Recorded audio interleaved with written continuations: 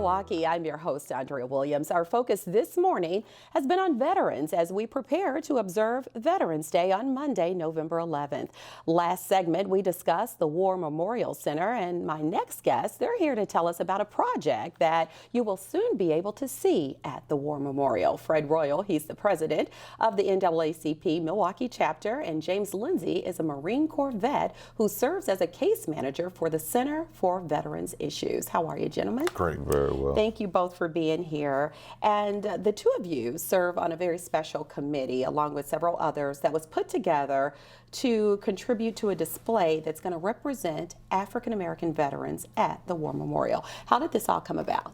I was selected from my director, Mike Bill, to attend a committee to represent Center for Veterans Issues to contribute to the African American War Memorial mural. So I went to the meeting and I was elected chair. Okay. And Fred, how did we get to the point of putting together a committee? What was the purpose behind this? Well, I came late to the committee.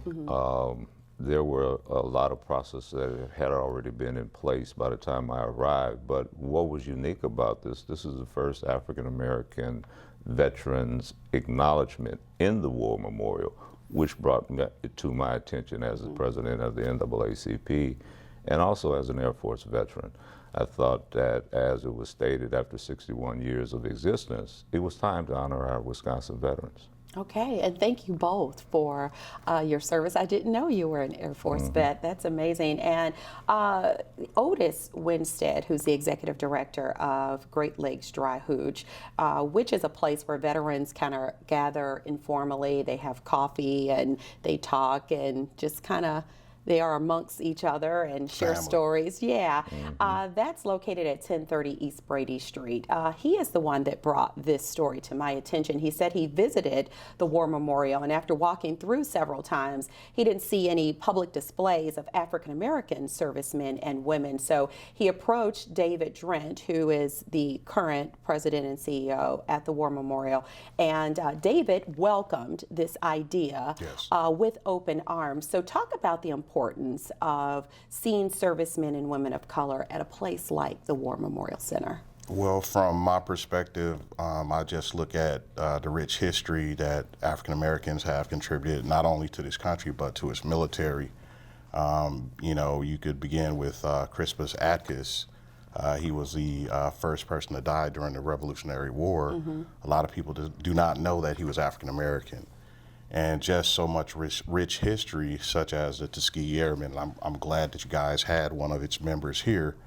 The Harlem Hellcats, and et cetera, et cetera, et cetera. The list goes on, but that information isn't promulgated, and I believe that the African American War Memorial mural will give opportunity for those great you know, efforts that African Americans contributed to this country and its military will be displayed there and create interest. Yeah, I agree with you. And so from the NAACP perspective, give us your thoughts. So as we commemorate the 400 years that our ancestors first stepped foot on this country, on this continent, we will see a rich tapestry of how we participated in gaining the freedoms and ensuring the democracy that we still enjoy today.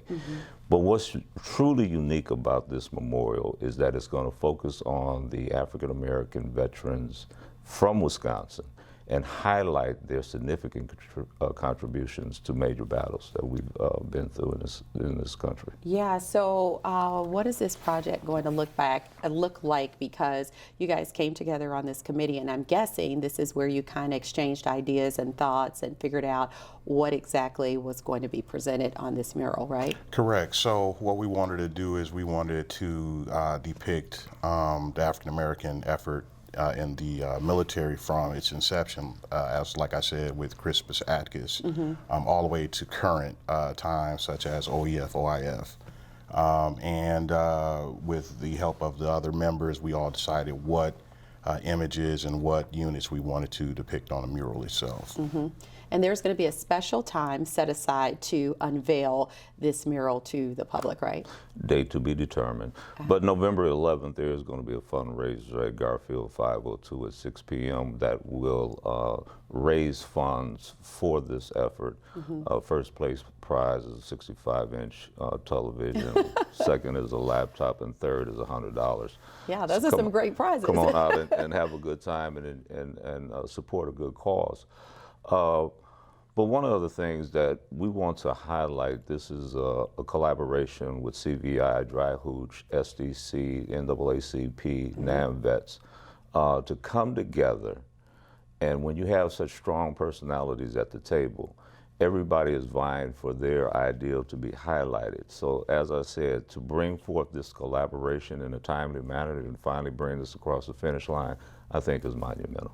Yeah, and you just named, you know, some of the other organizations that are represented on this committee. So I believe the African American Historical Society and the Medical College of Wisconsin. Absolutely. And please, then you thanks said, for reminding absolutely, me. Because Claiborne there's, Benson is the content guru. Yes, I mean, he is. when we He's talk been about here. history, Yeah. he is a wealth of knowledge. Yes, and it was important for everyone to come with a perspective from the African American veteran as well, Yes, right? yes. So both of you both falling under that umbrella. So it's my understanding that we don't have a specific date, but February 2020 during Black History Month is when this will be something that people can look forward to. Most definitely. And it's just a matter of timing and scheduling. Well, with we'll the keep War everybody Memorial. up to date. That's Absolutely. not a problem. We'll definitely make sure everybody knows about it. So before we run out of time, Mr. Lindsay, I did mention that you're a case manager at the Center for Veterans Issues. So if you would tell us a little bit more about the organization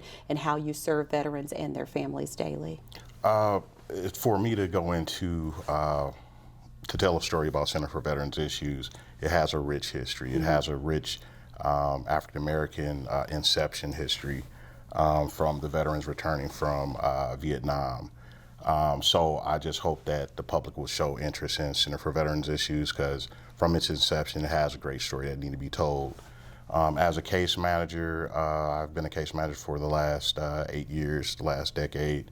I serve roughly, I would say 200 veterans per annual, per grant year. I work with clients with AODA issues, clients that are homeless, clients that are seeking benefits assistance.